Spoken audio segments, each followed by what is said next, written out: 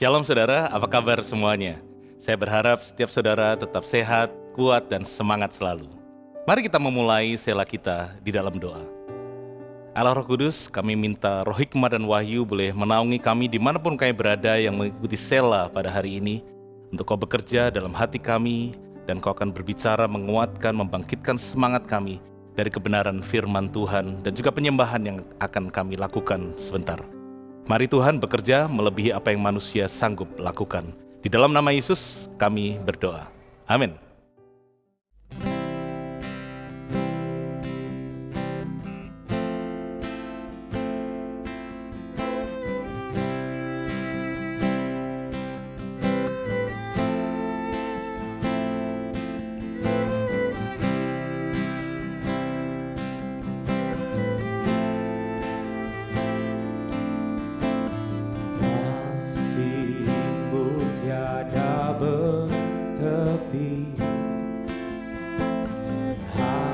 Hatimu tak terselami, betapa baiknya Engkau. Ku bersyukur padamu, perkenanmu ya Tuhan, nyata di dalam hidupku. Sungguh Kau yang termulia, jiwaku pun menyembah. Ku angkat hatiku, tinggikan namamu. Karena Yesus Kau anugerah terbesar, ku naikkan syukurku untuk kemurahan-Mu. Karena Yesus Kau anugerah terbesar.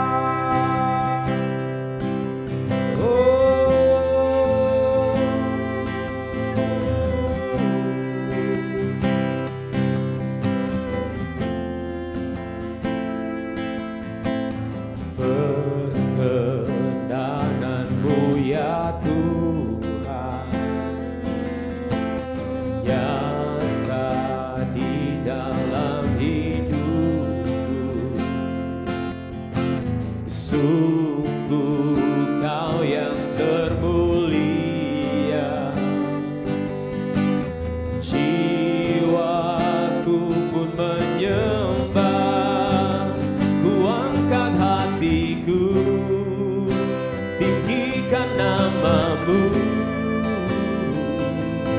Karena Yesus Kau anugerah terbesar, ku naikkan syukurku untuk kemurahan-Mu.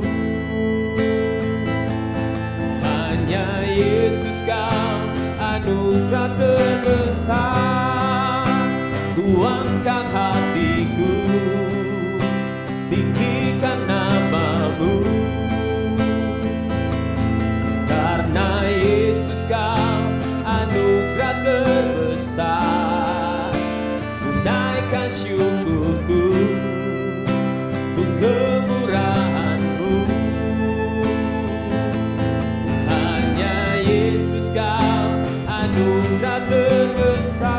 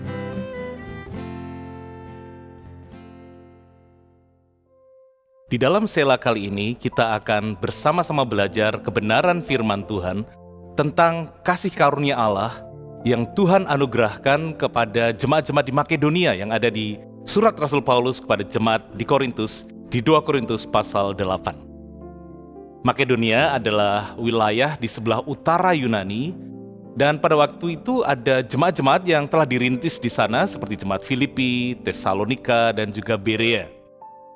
Sedangkan kota Korintus, di mana kepadanya Rasul Paulus menulis surat ini, dan ibu kota Yunani Athena ada di Yunani di bagian selatan, saudara. Secara demografis, penduduk di Yunani bagian selatan lebih maju dan makmur jika dibandingkan dengan penduduk di Yunani bagian utara, di mana kebanyakan kota-kotanya lebih kecil atau lebih pedalaman, serta lebih rentan terhadap serangan musuh dari wilayah utara. Jadi Paulus menulis surat kepada jemaat Korintus yang memiliki kondisi sosial dan ekonomi yang relatif lebih baik dibandingkan dengan jemaat-jemaat di Makedonia. Mari kita langsung membaca 2 Korintus 8 ayat yang pertama. Demikian firman Tuhan. Saudara-saudara, kami hendak memberitahukan kepada kamu tentang kasih karunia yang dianugerahkan kepada jemaat-jemaat di Makedonia. Jadi saudara, dikatakan di sini ada kasih karunia yang dianugerahkan Tuhan kepada jemaat-jemaat di sana. Kasih karunia tentu saja definisinya adalah kebaikan Tuhan yang sebenarnya tidak layak kita terima. Atau kalau kita melihat ayat ini di dalam Alkitab bahasa Indonesia sehari-hari, dikatakan di sana demikian, saudara.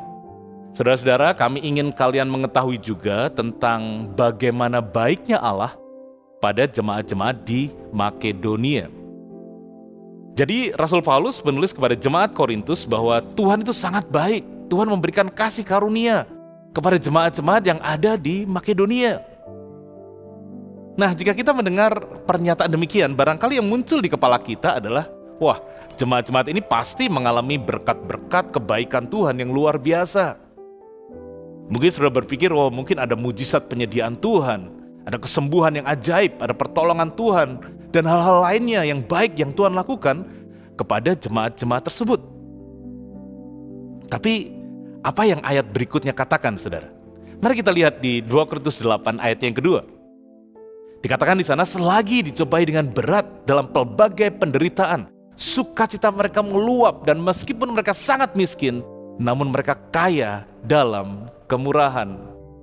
Waduh, sepertinya ayat 1 dan 2 ini tidak konsisten atau bertolak belakang ya saudara ya. Katanya di ayat 1 tadi Tuhan itu baik kepada jemaat Makedonia, mereka mengalami kasih karunia, tapi kok yang dialami tidak baik. Jemaat-jemaat ini dikatakan dicobai, bukan hanya dicobai dengan ringan, tapi dikatakan dicobai dengan berat, saudara. Dan dikatakan juga mereka bukan hanya mengalami satu jenis penderitaan, tetapi dikatakan pelbagai atau bermacam-macam penderitaan. Dan mereka bukan hanya miskin loh saudara, tapi dikatakan mereka ini sangat miskin. Mengapa demikian saudara? Mengapa dikatakan mereka menerima kebaikan Allah, tapi kok mereka mengalami ketidakbaikan? Hal pertama yang kita bisa belajar dari sini adalah bahwa kebaikan Tuhan tidak berarti ketiadaan permasalahan. Kebaikan Tuhan tidak berarti ketiadaan permasalahan. Kebaikan Tuhan di dalam hidup kita tidak selalu dinyatakan dengan kenyamanan, berkat, atau ketiadaan permasalahan. Alkitab, saudara, penuh dengan contoh-contoh yang menggambarkan kebenaran ini. Yaitu bahwa kebaikan Tuhan itu tidak ekuivalen atau berbanding lurus dengan kenyamanan atau ketiadaan permasalahan. Dan tentu saja contoh yang paling besar adalah kebaikan yang Allah berikan kepada manusia, yaitu berkat keselamatan dan kehidupan yang kekal, di mana kebaikan itu harus diberikan melalui penderitaan dan kematian yang mengerikan dari Tuhan kita Yesus Kristus. Kita semua adalah objek atau sasaran kasih Allah. Allah sangat mengasihi kita sehingga Dia merelakan anaknya yang tunggal untuk menyelamatkan kita dari dosa. Namun haruslah kita ingat bahwa kita bukanlah pusat segalanya. Yesuslah, saudara, pusat segalanya. Allah sangat mengasihi kita, namun Allah tidak akan menuruti semua keinginan kita. Allah itu bukan seperti orang tua yang menjadikan anaknya menjadi bos dan menuruti semua keinginan anaknya. Saudara dan saya ada untuk menjadi bagian dari rencananya yang mulia dan kebaikannya yang sempurna. Dan di dalam prosesnya kadang Tuhan mengizinkan kita mengalami hal yang bagi kita sepertinya tidak baik. Tapi semuanya itu di dalam master plan Allah. Semuanya itu adalah baik adanya. Semua hal yang kita alami adalah bukan tentang kita, tetapi tentang Dia.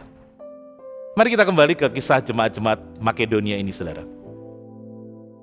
Saya suka sekali dengan pola perbandingan komparasi yang Paulus tuliskan tadi di 2 Korintus 8 ayat yang kedua, yang tadi kita sudah baca. Perbandingan pertama dikatakan di sana jemaat-jemaat ini dicobai dengan berat dan mereka mengalami pelbagai penderitaan. Namun pada saat yang sama mereka bersukacita. Dan bukan hanya bersukacita biasa, tetapi sukacita mereka itu meluap, meluber keluar, overflow, melimpah keluar. Itu perbandingan pertama. Perbandingan kedua adalah walaupun mereka bukan hanya miskin, tapi sangat miskin. Namun di saat yang sama mereka bukan hanya memiliki kemurahan hati, tapi dikatakan mereka kaya, abundant di dalam kemurahan hati mereka. Saudara, karakter-karakter seperti inilah yang bisa bersukacita dalam penderitaan, bisa tetap berkemurahan, bahkan di dalam kemiskinan, yang menurut sejarawan gereja sering menjadi sarana atau pembuka jalan bagi banyak orang menjadi akhirnya percaya kepada Tuhan Yesus. Orang-orang yang belum bertobat itu melihat kehidupan orang-orang percaya yang kebahagiaan dan sukacitanya bukan dari keadaan atau dari apa yang dunia tawarkan, tetapi dari Tuhan yang menjadi sumber sukacita dan damai sejahtera mereka. Mereka melihat walaupun kehidupan sebagai orang Kristen itu penuh dengan penderitaan dan bahkan kekurangan, dan bahkan banyak yang dihukum mati karena iman percaya mereka kepada Yesus. Namun orang-orang Kristen itu tetap bisa bersyukur, tetap bisa bersukacita, tetap bisa berkemurahan hati. Beberapa penafsir Alkitab meyakini bahwa kemiskinan yang jemaat-jemaat ini alami bukan hanya karena pada dasarnya mereka adalah orang miskin, saudara. Banyak di antara mereka miskin karena harta benda mereka dirampas penguasa waktu itu, karena iman percaya mereka. Dan karena iman baru mereka di dalam Kristus, banyak di antara mereka yang bahkan kehilangan pelanggan, bahkan kehilangan mata pencaharian mereka demi mereka mempertahankan iman mereka. Mari kita lanjutkan kisah jemaat-jemaat Makedonia. Kita lihat selanjutnya ayat yang kelima, saudara. Mereka memberikan lebih banyak daripada yang kami harapkan. Mereka memberikan diri mereka pertama-tama kepada Allah, kemudian oleh karena kehendak Allah juga kepada kami. Ini adalah rahasia mengapa jemaat yang sangat miskin, yang sering dicobai dengan berat dan mengalami berbagai penderitaan, mereka bisa penuh sukacita dan juga kaya dalam kemurahan. Rahasianya adalah karena mereka memberikan diri mereka, seluruh hidup mereka pertama-tama kepada Allah.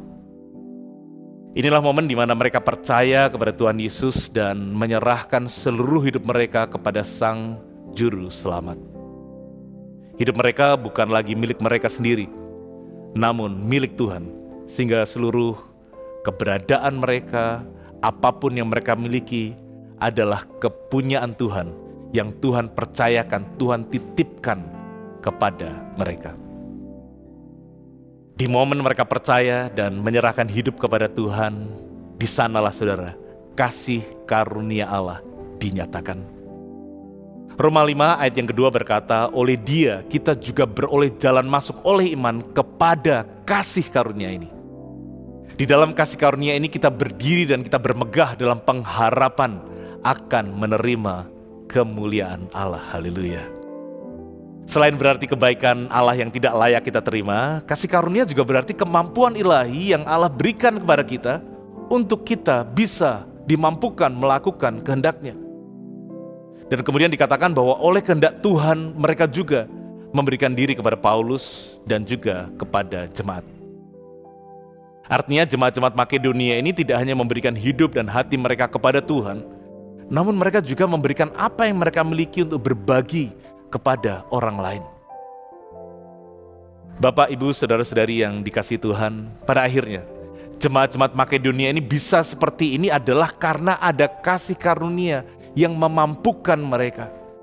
Kasih karunia Allah yang memampukan jemaat-jemaat Makedonia ini untuk tetap bisa berlimpah dalam sukacita walaupun dalam penderitaan dan pencobaan yang berat. Kasih karunia Allah yang membuat mereka bisa tetap kaya dalam kemurahan walaupun mereka sebenarnya sangat berkekurangan. Pencobaan, penderitaan, dan kemiskinan atau kekurangan yang dialami jemaat-jemaat ini tidak membuat mereka berhenti melayani atau menjadi depresi atau burnout dan stop menyerah dengan keadaan mereka. Mereka bisa tetap berlimpah dengan sukacita dan tetap kaya dalam kemurahan karena ada kuasa kasih karunia Allah yang dianugerahkan kepada mereka. Saya tidak tahu apa yang Bapak, Ibu, Saudara-saudari sedang alami di hari-hari ini. Puji Tuhan jika keadaan saudara baik-baik saja. Namun, jika ada di antara saudara yang sedang mengalami banyak pencobaan, pelbagai penderitaan, bahkan tekanan keuangan, ada kabar baik bagi setiap saudara dari kebenaran firman Tuhan tentang jemaat-jemaat Makedonia ini. Jika saudara orang percaya, maka ada kasih karunia Allah yang dianugerahkan kepada setiap saudara. Dan kasih karunia itulah yang akan memampukan, memberi kekuatan bagi setiap saudara di dalam melewati waktu-waktu yang sulit. Jika kita mengandalkan kekuatan kita sendiri, maka kita kecapean, kita bisa burn out, kita bisa menyerah dan kita menjadi kalah. Namun di saat kita datang kepada tahta kasih karunia Allah dengan penuh keberanian, maka kita pasti akan menerima rahmat saudara, serta mendapatkan kasih karunia untuk mendapat pertolongan kita pada waktunya. Saya akan menutup Sela hari ini dengan menceritakan kisah tentang Betsy ten Boom, yang adalah kakak perempuan dari Corrie ten Boom. Corrie ten Boom dan keluarganya di Belanda, mereka menyembunyikan dan menyelamatkan ratusan orang Yahudi dari kekejaman Nazi Jerman pada masa Perang Dunia Kedua. Namun sayangnya pada akhirnya mereka ketahuan sehingga mereka sekeluarga ditangkap dan kemudian dimasukkan ke dalam kamp konsentrasi. Saat berada di dalam kamp konsentrasi ini, karena kondisi sanitasi dan juga ransum yang sangat buruk, Betsy ten Boom sering sakit, saudara.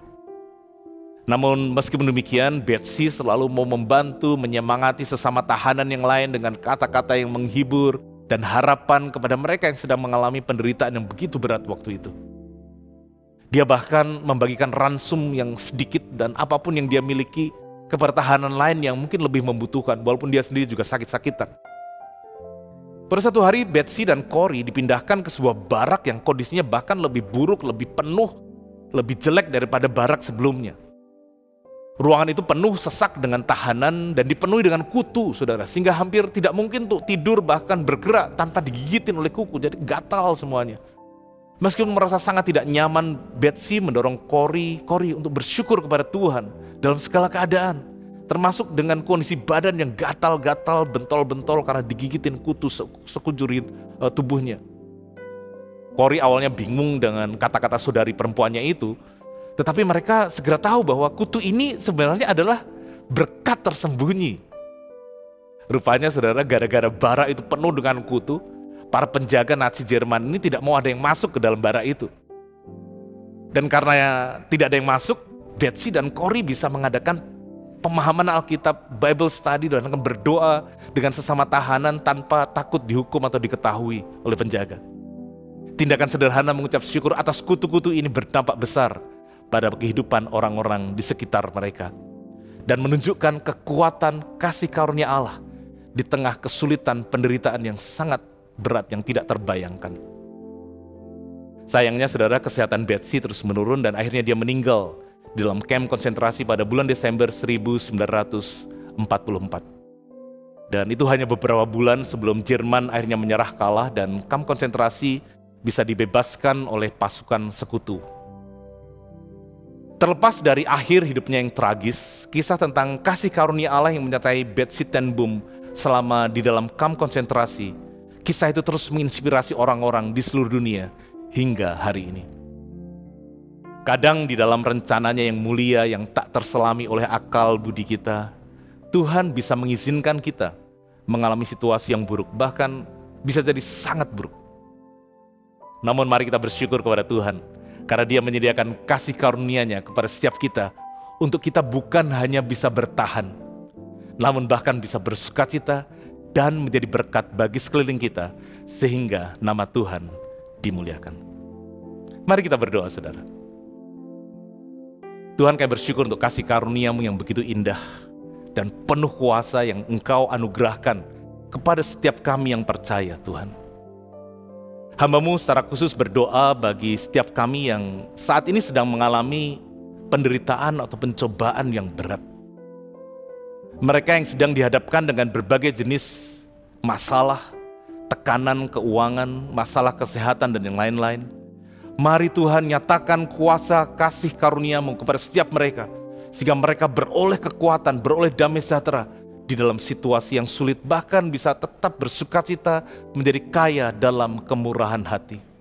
Aku berdoa di dalam nama Tuhan Yesus. Amin. Saya berharap sudah diberkati. Tuhan Yesus memberkati.